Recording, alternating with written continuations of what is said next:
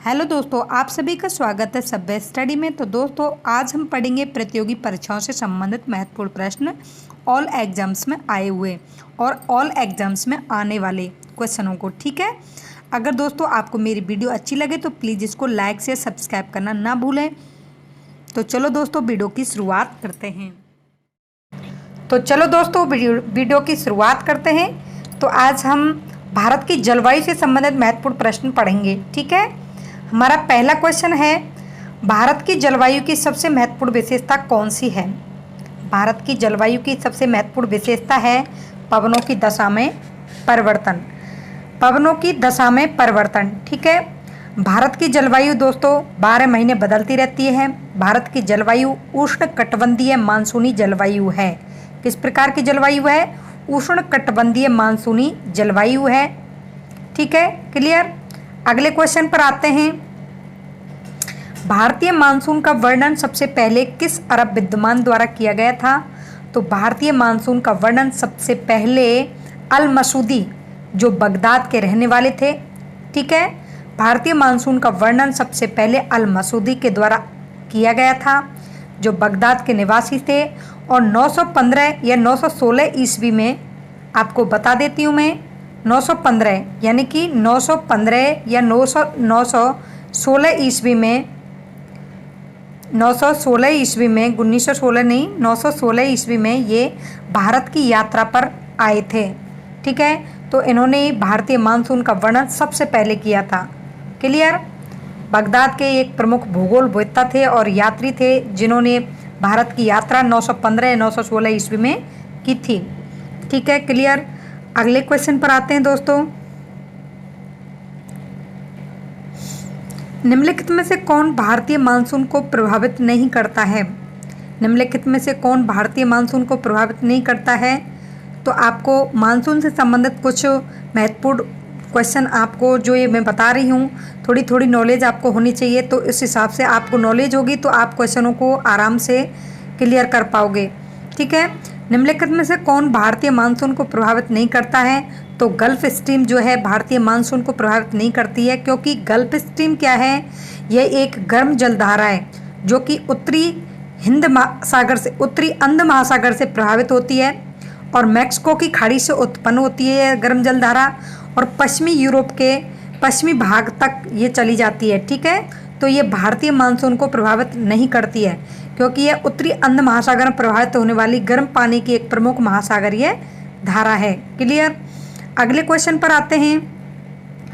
अमृतसर की अपेक्षा निम्न अक्षांश पर स्थित होने के बावजूद शिमला अधिक ठंडा है, क्यों? क्योंकि यह उच्च तुंगता पर है, यानी कि ऊंचाई पर स्थित है। यहाँ पर क्या होता है दोस्तों, जेट धाराएं जो होती हैं उच्च तुंगता, उच्च वेग, मध्य अक्षांश पवन तंत्र हैं जो टेढ़े मेढ़े पथ पर चलती हैं। ठीक है, इसलिए अमृतसर की अपेक्षा निम्न अक्षांश पर स्थित होने के बावजूद शिमला अधिक ठंडा रहता है, क्योंकि यह उच्च तुंगता पर है। क्लियर। अगले क्वेश्चन पर आते हैं। निम्नलिखित में से किस राज्य में दक्षिण पश्चिम मानसून से वर्षा नहीं होती है? तो तमिलनाडु। तमिलनाडु एकमात्र ऐसा राज्य है जहां दक्षिण पश्चिमी मानसून से वर्षा नहीं होती है, क्योंकि यहां पर उत्तरी पूर्वी मानसून यानी कि आपका लौटता हुआ मानसून वर्षा करता है। ठीक है, दक्षिण पश्चिम मानसून से वर्षा की सबसे पहली शुरुआत जो होती है आपके केरल से होती है। क्लियर। अगले क्वेश्चन पर आते हैं। तमिलनाडु में शरतकालीन वर्षा अधिकांशतः जिन कारणों से होती है वह है, तो तमिलनाडु में जो ये वर्षा होती है यह उत्तरी पूर्वी मानसून यानी कि लौटते हुए मानसून की वजह से होती है, और शरतकालीन वर्षा इसका कारण क्या है? उत्तरी पूर्वी मानसून। क्लियर। अगले क्वेश्चन पर आते हैं। दक्षिण पश्चिमी मानसून निम्नलिखित में से किस प्रदेश में सर्वप्रथम प्रवेश करता है? तो दक्षिण पश्चिमी मानसून जो है सबसे पहले केरल में, यानी कि 1 जून को ये केरल में एंट्री कर लेता है और 45 दिनों के भीतर संपूर्ण भारत या संपूर्ण देश में यह फैल जाता है, पहुंच जाता है। ठीक है, क्लियर। अगले क्वेश्चन पर आते हैं। देश के किस भाग में मानसून के अरब सागर एवं बंगाल की खाड़ी दोनों ही शाखाओं से वर्षा होती है? देश के किस भाग में? तो दोस्तों बताती हूँ, ये पंजाब जो है, यहाँ पर देश के अरब सागर और बंगाल की खाड़ी दोनों ही शाखाओं से वर्षा होती है, यानी कि दक्षिण पश्चिमी जो मानसून है ये दो शाखाओं में विभक्त होकर चलता है। एक अरब सागरीय शाखा होती है, एक इसकी बंगाल खाड़ी वाली शाखा। तो ये दोनों ही पंजाब में वर्षा करते हैं, हिमालय के वहाँ पास जाकर, हिमालय के समीप निकटवर्ती हिमालय के क्षेत्रों में ये वर्षा करते हैं। लेकिन वहाँ तक चलते चलते इनकी गति जो होती है, वर्षा करने की क्षमता धीमी पड़ जाती है। तो इसलिए कभी कभी जब बीच में जो कम वर्षा होती है तो कहते हैं ना, शुष्क वातावरण एकदम हो जाता है, गर्मी हीटिंग ज़्यादा होती है। ठीक है, तो इसमें क्वेश्चन में पूछा है देश के किस भाग में मानसून के अरब सागर एवं बंगाल की खाड़ी दोनों ही शाखाओं से वर्षा होती है। आपको पंजाब करना है। ठीक है, क्यों होती है? क्योंकि यहाँ पर हिमालय के निकटवर्ती क्षेत्र के कारण, हिमालय से टकराने की वजह से यहाँ पर ये दोनों ही शाखाएं वर्षा करती हैं। क्लियर। अगले क्वेश्चन पर आते हैं। असम, पश्चिमी बंगाल तथा उड़ीसा राज्यों में मानसून पूर्व आने वाली तड़ित झंझाएं निम्न में से किस नाम से जानी जाती हैं? तो असम जो है आपके पूर्वोत्तर राज्य है देश का।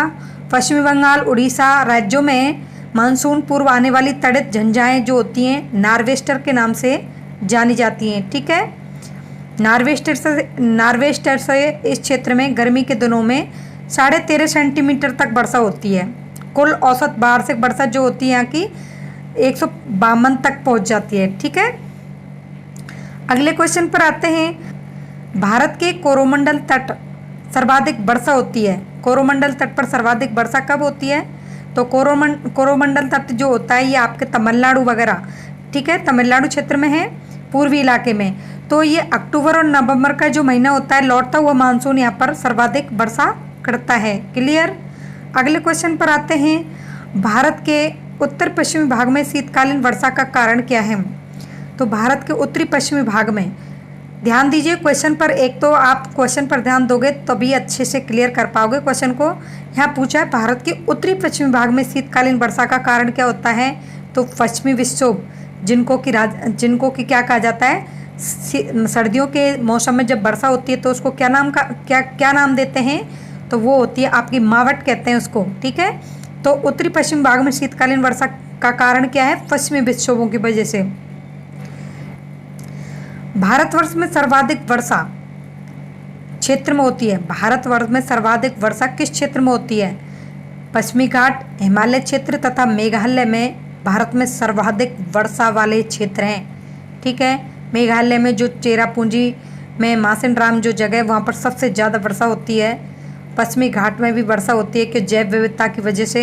हिमालय क्षेत्र में ये दोनों जो शाखाएं जो होती टकराती हैं तो इसलिए वहाँ पर भी पश्चिमी विक्षोभ बन जाते हैं, तो वहाँ पर भी वर्षा ज़्यादा होती है। ठीक है, भारतवर्ष में सर्वाधिक वर्षा किस क्षेत्र में होती है? पश्चिमी घाट, हिमालय क्षेत्र तथा मेघालय में। क्लियर। अगले क्वेश्चन पर आते हैं। भारत में सर्वाधिक वर्षा प्राप्त करने वाला स्थान।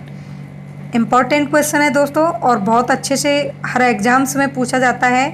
मासिनराम, ठीक है, ये मेघालय में स्थित है, जो अपनी प्राकृतिक सुंदरता और अत्यधिक वर्षा के कारण प्रसिद्ध है। ठीक है, क्लियर। अगले क्वेश्चन पर आते हैं। भारत में सबसे अधिक तथा सबसे कम वर्षा प्राप्त करने वाले दो राज्यों का सही क्रम निम्नलिखित में से कौन सा है? तो सबसे अधिक मेघालय, यानी कि मेघालय तथा राजस्थान सबसे कम वर्षा प्राप्त करता है। मेघालय जो कि मासिनराम जो मेघालय में स्थित है वो सबसे ज़्यादा बरसात होती है भारत की। माविसिनराम जो लिखा हुआ है ये मासिनराम और चेरापूंजी में अधिक वर्षा होती है। क्यों होती है, क्या कारण है वहाँ पर? क्योंकि दोस्तों वहाँ की जो पहाड़ियाँ हैं वो कीप की आकृति की हैं, और दूसरी वजह यह है कि जो म्यांमार देश है वहाँ की अरायोकोमान जो पर्वत श्रेणियाँ हैं उनकी वजह से भी वो वर्षा को कहीं ना कहीं रुकावट पैदा करती हैं वो पर्वत श्रेणियाँ, और यहाँ की पहाड़ियों की जो आकृति है वो कीप की आकृति है, ये वजह होती हैं, इसलिए यहाँ पर सबसे ज़्यादा वर्षा होती है। क्लियर। अगले क्वेश्चन पर आते हैं। दिल्ली में अधिक वार्षिक तापांतर का क्या कारण है? क्योंकि दिल्ली, जब आप भारत के मैप को देखोगे तो आपको पता चलेगा कि समुद्र से अधिक दूरी की वजह से यहाँ पर जो वार्षिक तापांतर है वो पाया जाता है, क्योंकि समुद्र से अधिक दूरी पर है ये राज्य। ठीक है, केंद्र शासित राष्ट्रीय राजधानी क्षेत्र है ये दिल्ली, ठीक है, देश की राजधानी है। तो ये वार्षिक तापांतर का कारण क्या है? क्योंकि समुद्र से अधिक दूरी की वजह से यहाँ पर वार्षिक तापांतर अधिक पाया जाता है। अगले क्वेश्चन पर आते हैं, भारत के किस भाग में सर्वाधिक दैनिक तापांतर पाया जाता है? किस भाग में सर्वाधिक दैनिक? अब ये दैनिक पूछ रहा है कि हर रोज जो दैनिक तापांतर होता है, दिन में कभी ताप ज़्यादा होता है कभी कम, ये तापमान का अंतर जो पाया जाता है किस क्षेत्र में पाया जाता है? तो राजस्थान के जो मरुस्थलीय क्षेत्र हैं उनमें ये तापांतर अधिक पाया जाता है। आपने देखा होगा मरुस्थल में दिन गर्म होता है, रात बहुत ठंडी होती है। ठीक है, तो भारत के किस भाग में, यानी कि राजस्थान के मरुस्थलीय क्षेत्रों में, अगर क्वेश्चन में ये भारत के भाग पूछा है, भाग दिया नहीं है, तो उत्तरी पश्चिमी भाग में ये राजस्थान आता है। ठीक है, क्लियर। अगले क्वेश्चन पर आते हैं, जम्मू कश्मीर में होने वाली शीतकालीन वर्षा का कारण कौन सा है? जम्मू कश्मीर में होने वाली शीतकालीन वर्षा का कारण, तो पश्चिमी विक्षोभ जो है, भूमध्य सागरीय चक्रवात जो होता है वो जम्मू कश्मीर में सर्दी के दिनों में बरसात करता है और ये बरसात मावट के नाम से जानी जाती है। ठीक है, भारतीय उपमहाद्वीप के उत्तरी इलाकों में सर्दियों के मौसम में आने वाले ऐसे तूफान को कहते हैं पश्चिमी विक्षोभ। ठीक है, इन्हीं की वजह से जम्मू कश्मीर में शीतकाल में वर्षा होती है। क्लियर। अगले क्वेश्चन पर आते हैं दोस्तों। ठीक है, निम्नलिखित में से किस स्थान पर सबसे कम वार्षिक वर्षा होती है? तो सबसे कम वार्षिक वर्षा होती है, स्थान पूछा है इसमें लेह। ठीक है, लेह नगर जो है उत्तरी भारत में स्थित है और यह नगर जो है 3520 मीटर की ऊंचाई तक उठे उत्तुंग पर्वतीय क्षेत्र पर स्थित है, जिसे दुनिया की छत भी कहा जाता है। ठीक है, इस पर सबसे कम वार्षिक वर्षा होती है। क्लियर। यदि भारत में कर्क रेखा के स्थान पर विषुवत रेखा होती तो यहाँ की जलवायु पर क्या प्रभाव पड़ता? सीधी सी बात है दोस्तों, जब सूर्य की किरणें भूमध्य रेखा पर सीधी पड़ती हैं तो वहाँ क्या होता है? अधिक ताप और अधिक वर्षा होती है। तो यदि भारत में कर्क रेखा के स्थान पर विषुवत रेखा होती तो यही होता वहाँ पर। ठीक है, अधिक ताप एवं अधिक वर्षा। धन्यवाद दोस्तों। अगर आपको मेरी वीडियो पसंद आई हो तो प्लीज़ लाइक शेयर सब्सक्राइब करना ना भूलें। Thank you.